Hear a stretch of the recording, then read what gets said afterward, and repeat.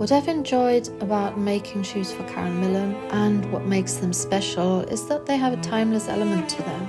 They're beautiful now and they'll be beautiful in 5 years' time. As a maker, you should really know and understand the customer. That's essential. I make shoes because they are such a complex product.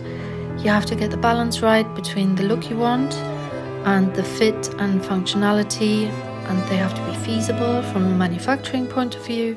And every new style has its own challenges, no two are the same, so it never gets boring. As a designer, I soon realized that you need really solid product knowledge if you want your designs to work. But you also need the right factory, and in this case it was important to choose a factory that understands Karen Millen's heritage as a premium brand, so that the values of the brand are reflected in the quality.